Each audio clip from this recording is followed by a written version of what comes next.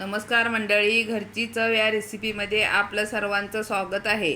मी आज तुम्हाला पुरणपोळी दाखवणार आहे। त्याच्यासाठी ही डाळ शिजवून घेतली बघा अशी, आणि हा चमचा टाकलेला, जास्त पाणी नाही घालणार आहे, थोडंच एवढंच पाणी घालायचं। तुम्हाला मी सांगितलेलं आहे खिरीच्या वेळेला आपण काही शिजवताना ह्या साईजनं पाणी घालायचं आपल्या बोटानं अंदाजानं। अशी डाळ शिजवून घेतली मी। ही ह्या वाटीनं 2 वाट्या डाळ घेतलेल्या आहे।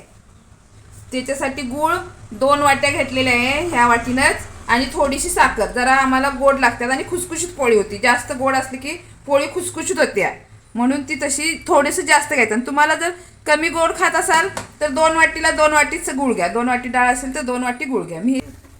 मी आता याच्यात गूळ आणि साखर घालून घेतलेले आहे। ते आता विरघळू दे।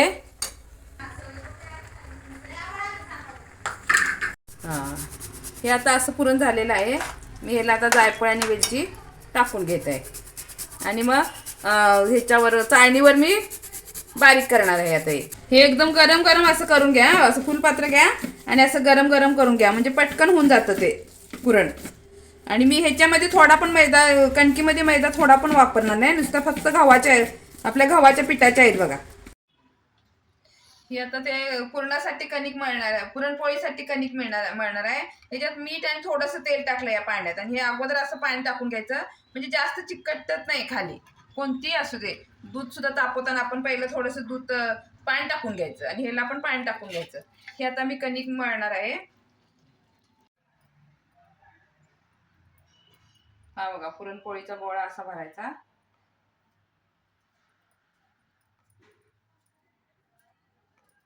तुमच्या आवडीनुसार पुरण तुम्ही कमी जास्त घालू शकता।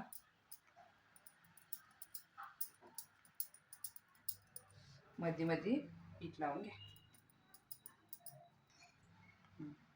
ही आपण भरली ना, ती बाजू आहे ना, ही थोडीशी वरती घ्यायची अगोदर, पीठ लावण्याची ती वरती घ्यायची आणि थोडीशी लाटायची अशी, आणि मग तिला अशी पलटी मारायची अशी, आणि मग पोळी अशी लाटायची एकसारखी आपली।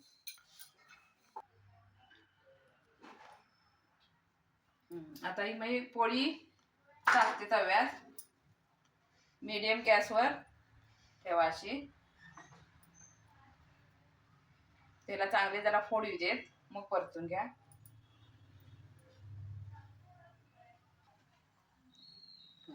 हे बघा, असे फोड आलेत आपल्याला, हे आता सगळीकडे त्या पोळीला फोड आले। हे आता आपण पलटणार, हे आता फुगणार पोळी, आणि त्याच्यावर तुपावर भाजा, तेलावर भाजा।